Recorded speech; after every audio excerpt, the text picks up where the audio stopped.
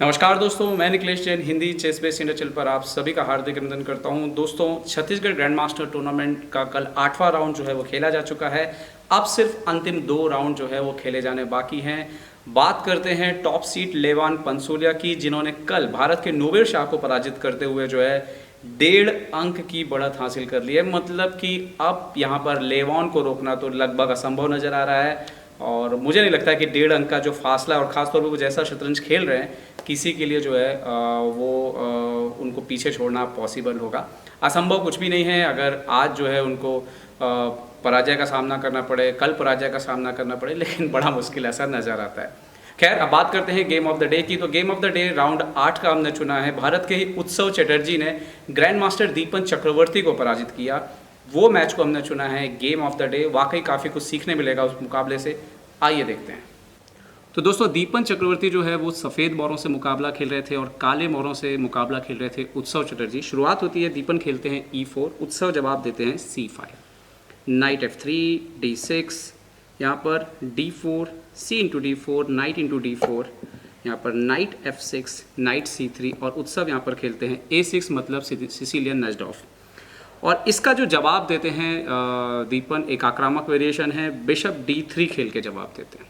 Okay, यहाँ पर उत्सव चुनाव करते हैं G6, F3, इंग्लिश अटैक बहुत ही नॉर्मल एक स्ट्रक्चर है जो भी नजडॉफ के खिलाफ खेलते हैं।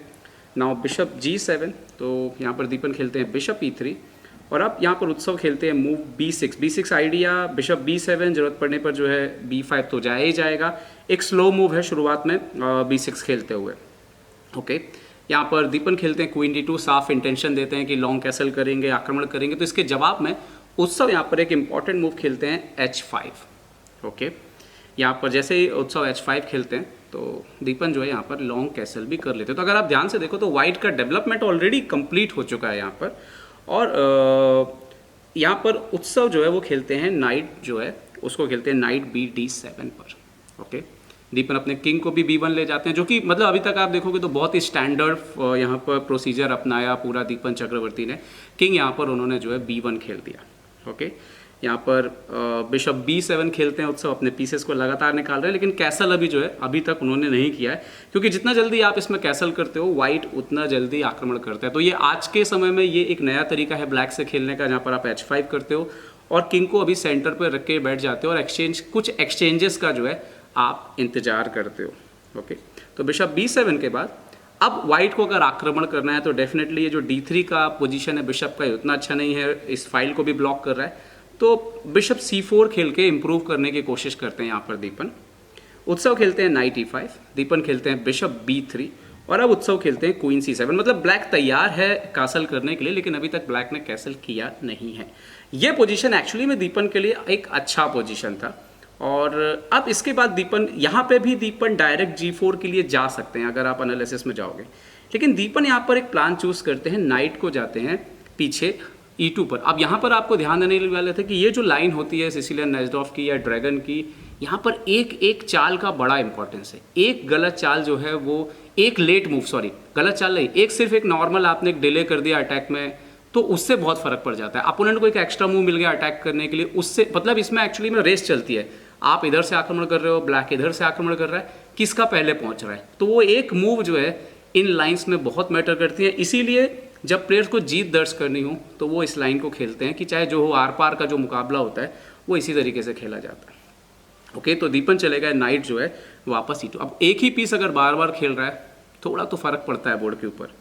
B5 खेलते हैं यहाँ पर उत्सव और आक्रमण करने की उनकी पूरी तैयारी। और दीपन यहाँ पर बिशप को D4 शिफ्ट करते हैं। एक्चुअली हो ये रहा है कि ये बिशप एक्सचेंज करना है, लेकिन जब तक ये कैसल नहीं कर रहे तब तक बिशप H6 आ नहीं रहा है। अगर आपने देखा होगा बहुत सारी लाइन में बिशप H6 आके एक्सचेंज करके वाइट H4 G4 करके आक्रमण करता है, तो ब्लैक वही रोकने की कोशिश कर रहा था और एक्चुअली में ब्लैक ने फोर्स किया दीपन को कि भाई आप इस तरह से कुछ आपको करना पड़ेगा एडजस्टमेंट। ओके, ब्लैक अभी भी कैसल नहीं करता है, नाइट C4 खेलता है दीपन। अब बिशप C4 मार देता है। अब आप देखिए कि जिस बिशप पे इतना इन्वेस्टमेंट किया, bishop D3, bishop C4, bishop B3, उसको एक्सचेंज करना पड़ गया आपको। ठीक है, सो नाउ क्वीन C4 और अब दीपन यहाँ पर खेलते हैं B3। इस पर एक और आइडिया है, B3 खेलने पर क्वीन C7 जाता है, वीकनेस आ रही है, लेकिन जब तक डार्क कलर का बिशप है तो उतना फर्क जो है पड़ेगा नहीं। सो क्वीन C7 यहाँ पर खेल देते हैं और अब दीपन खेलते हैं नाइट D5। अब चुनाव करना है, इससे आप मार नहीं सकते क्योंकि ये आपका हैंगिंग है, तो bishop d5, pawn into d5, और अब सडनली इस पोजीशन पे उत्सव कैसल कर लेते हैं, जो बड़ी चालाकी वाली स्थिति है। हालांकि अभी भी वाइट के पास एज था और वाइट स्लाइड बेटर है इस पोजीशन में, आक्रमण चलता रहेगा। सही मूव थी यहाँ पे डायरेक्ट g4 खेलना, ठीक है, और या h4 भी किया इन्होंने जो कि सही था h4। अब आता है यहाँ पर रुक f8, अब g4 खेलना है यहाँ पर।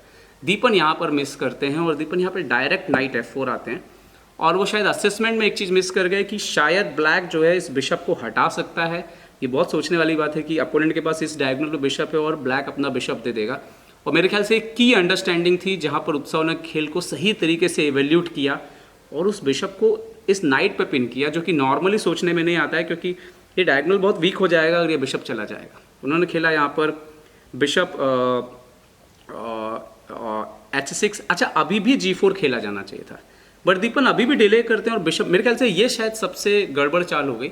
ये बिशप को हटाने की कोई ज़रूरत नहीं थी यहाँ से, बट उन्होंने पीछे लेके गए बिशप b2, और ये एक एक्स्ट्रा चाल जो है वो असर डालती है चेस पे। और यहाँ पर क्या किया, वो एक्स्ट्रा चाल से क्या हुआ, उत्सव को यहाँ पर पहले a5 मिल गया। अब उनका आक्रमण एक्चुअली में जल्दी रीच कर रहा है।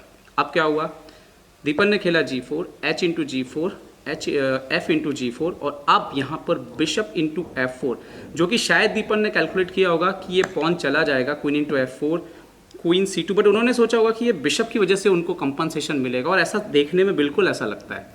लेकिन मैच में उत्सव ने जिस तरह से डिफेंड किया और अटैक किया ना, वो कमाल का था। किंग गया यहाँ पर a1, सो नाउ a4। ये जो पहले मिल रहा है ना, एक चाल का अंतर, इससे बहुत फर्क पड़ा। दीपन ने खेला रुक c1, अटैक किया क्वीन के ऊपर, क्वीन जाता है यहाँ पर g2, और अब दीपन ने यहाँ पर a into b into a4 मारा, और यहाँ से इसके बाद जो है उत्सव ने जो गेम में कंट्रोल लिया है वो कमाल का है। रुक इंटू रुक, रुक इंटू रुक, मतलब रुक से रुक मारा, रुक से रुक मारा, एंड नाउ अब यहाँ पर खेलते हैं उत्सव रुक इंटू a4। ये बहुत ही डेयरिंग मूव थी। आप क्वीन को घर से बाहर ले आए हैं, आप रुक को घर से बाहर ले आए हैं, और अपोनेंट अब अंदर आ सकता है। आगे देखिए यहाँ पर क्या होता है। तो जैसे इन्होंने अटैक किया यहाँ पर देखिए क्वीन के ऊपर, क्वीन आता है h6, और अब जो है यहाँ पर खेलते हैं क्वीन g4 उत्सव, और c8 का स्क्वायर पकड़ लेते हैं अब, ठीक है। तो अगर आप पहले चेक देते तो किंग g7 आता, तो फिर क्वीन h6 नहीं आ पाता। सो अब c8 का स्क्वायर जो है इन्होंने पकड़ लिया। तो अब दीपन खेलते हैं h5। आप पॉन से मार नहीं सकते, आप क्वीन से मारोगे तो रुक c8 से चेकमेट हो जाएगी अंदर आकर के। और अगर आप यहाँ पर आप देखो कि क्वीन इंटू h5 में हमने बोला कि रुक c8 से चेकमेट हो जाएगी, तो यहाँ पर और कोई ऑप्शन था नहीं उन्होंने, पर दीपन ने सही चाल खेली, रुक c4, उस रुक का रास्ता बंद किया। तो जैसे उस रुक का रास्ता बंद किया यहाँ पर इस पोजीशन पे, तो अब ये रुक जो है, ये रुक यहाँ से जाता है f1 के स्क्वायर पर, और अभी फिलहाल इसके ऊपर अटैक करता है दीपन। अब जो है क्वीन इंटू h5 मार लेते हैं, तो ये जाते हैं क्वीन e3। तो अब दीपन खेल सॉरी उत्सव क्वीन इंटू h5 मार लेते हैं, दीपन जाते हैं क्वीन e3, और उत्सव यहाँ पर खेलते हैं रुक e4, और दीपन आते हैं यहाँ पर क्वीन b6। यहाँ तक एक बात क्लियर हो गई थी कि बोर्ड पर पॉन्स इतने ज़्यादा जा चुके थे दीपन के कि दीपन के पास आक्रमण करने के अलावा कोई रास्ता नहीं था। ये ऑलरेडी अगर एंड गेम में सिंपल एंड गेम खेलें तो लॉस्ट हो चुका था गेम। तो यहाँ पर एक और पॉन जाता है क्वीन इंटू d5, ओके।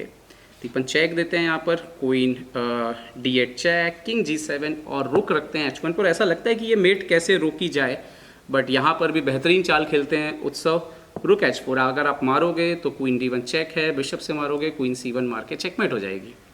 तो वहाँ पे तो वो रख ही नहीं सकते थे, तो वो रखते हैं यहाँ पर रुक e1।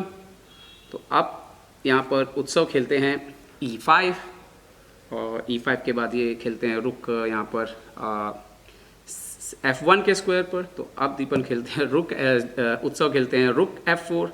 तो ये खेलते हैं फाइनली यहाँ पर रुक c1, बट अब उत्सव खेलते हैं रुक h4, और यहाँ पर लग गई चेकमेट। a3 फोर्स मूव खेलना पड़ता है, और अब उत्सव खेलते हैं यहाँ पर रुक a8 वापस, और क्वीन को फोर्स करते हैं कि क्वीन यहाँ से अटैक, क्वीन जाती है b6। उत्सव खेलते हैं नाइट यहाँ पर d7, और उसके बाद प्रॉब्लम यह है क्वीन कहीं भी लेके जाइए, नाइट आएगा c5, नाइट आएगा b3, अनस्टॉपेबल है। और एक्सचेंजेस के बाद जो है गेम में वैसे भी कुछ नहीं बचा हुआ है, क्योंकि 4 पॉन ऑलरेडी डाउन हो चुके थे दीपन यहाँ पर।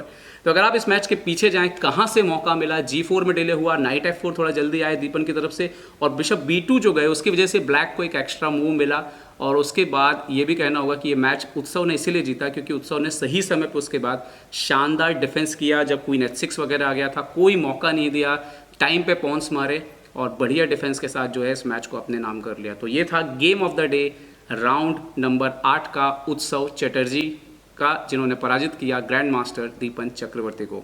उम्मीद करता हूँ ये सीरीज़ आपको पसंद आ रही है तो लाइक शेयर और सब्सक्राइब करना ना भूलें। अपने सुझाव जरूर नीचे दें लिख करके, कैसा लग रहा है आपको ज़रूर बताएं हमें। तो चेस बेस इंडिया के लिए मैं निखिलेश जैन, जय हिंद।